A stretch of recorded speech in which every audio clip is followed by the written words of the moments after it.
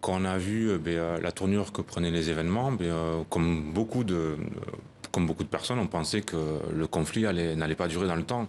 Mais là, aujourd'hui, mais ça fait 10 ans, donc c'est un conflit qui s'est vraiment inscrit dans la durée.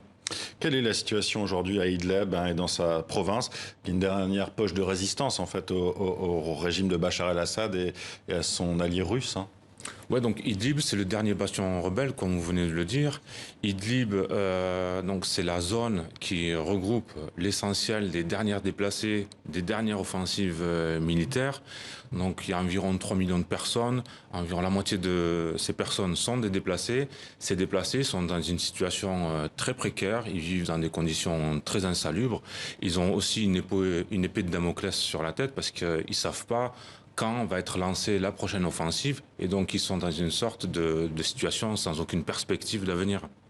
Vous y êtes allé quand la dernière fois à Idlib? La dernière fois à Idlib, j'avais été une première fois en 2012, et en 2020, j'ai coordonné les opérations de secours, notamment liées à la dernière offensive militaire sur Idlib, où on a une équipe.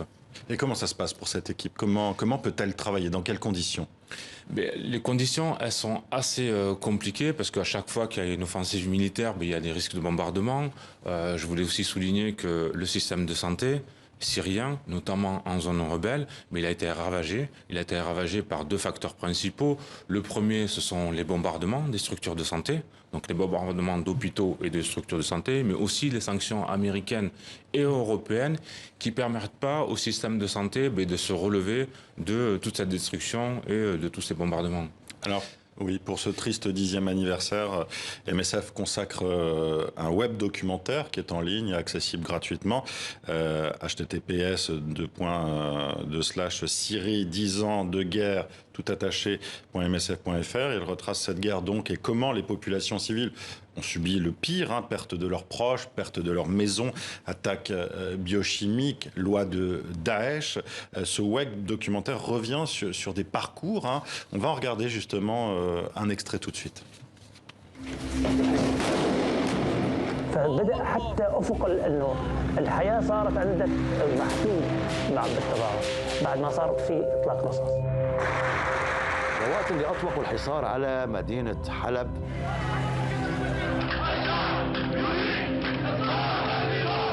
الأحمر، فما كان في حل ثاني، يا تهجير يا خلاص بيموت الكل، فكان الحل الوحيد هو التهجير. Voilà, on l'a vu, on retrace, hein, dans ce web documentaire ce qui s'est passé donc depuis une dizaine d'années, la dégradation aussi de ce conflit, notamment et surtout pour les civils. Il y a beaucoup de gens qui sont interrogés, hein, Fatima Al-Ali qui habitait Raqqa, qui perd 3 de ses 6 enfants, qui raconte aussi le quotidien avec Daesh, hein. Il y a aussi Amani Al-Ali qui est devenue dessinatrice pour la presse internationale et qui vit à Idlib. Voilà, ce sont tous ces témoignages-là. Vous vouliez justement, enfin j'imagine avec MSF, dire ce que ressentaient les gens, avoir cette parole-là sur place tout simplement. Ouais, je profite de l'occasion pour féliciter mes collègues de la com, hein, Agnès Varenleka et Mohamed Ranem, pour la qualité de ce documentaire, parce qu'il permet aussi de donner la voix à des Syriens à l'intérieur de la Syrie. Ce qui met aussi en avant ce documentaire, c'est le fait que on est arrivé à 10 ans de conflit, 10 ans de conflit qui ont eu pour conséquence le déplacement de la moitié de la population syrienne. Il faut savoir que 12 millions de Syriens ont été déplacés du fait de la violence liée à ce conflit. Parmi ces 12 millions, il y a environ 6 millions de réfugiés, donc des réfugiés qui ont principalement trouvé refuge dans les pays limitrophes, dont la Turquie qui en accueille environ 3,5 millions. Et il y a aussi 6 millions de déplacés internes, donc des gens qui ont quitté leur lieu d'habitation à l'intérieur de la Syrie. Et parmi ces 6 millions de déplacés, il y a des déplacés qui sont des multidéplacés. C'est-à-dire qu'ils se sont déplacés d'un point à un autre, voilà. Ils sont passés parfois par la Turquie pour revenir notamment à Idlib, enfin ce genre de choses. Ouais.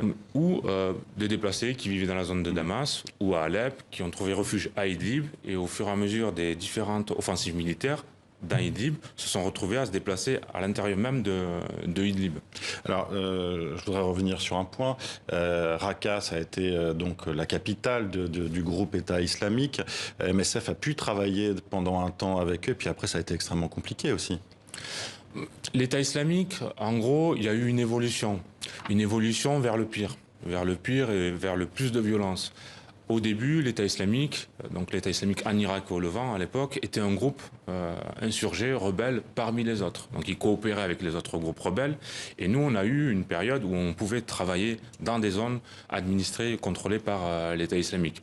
À partir de 2014, et ça c'est pas que pour l'État islamique, dans le contexte syrien en général, à partir de 2014, il y a eu des assassinats de journalistes, d'humanitaires, des kidnappings qui ont fait que c'est devenu plus dangereux pour des journalistes et des humanitaires de travailler à l'intérieur de la Syrie.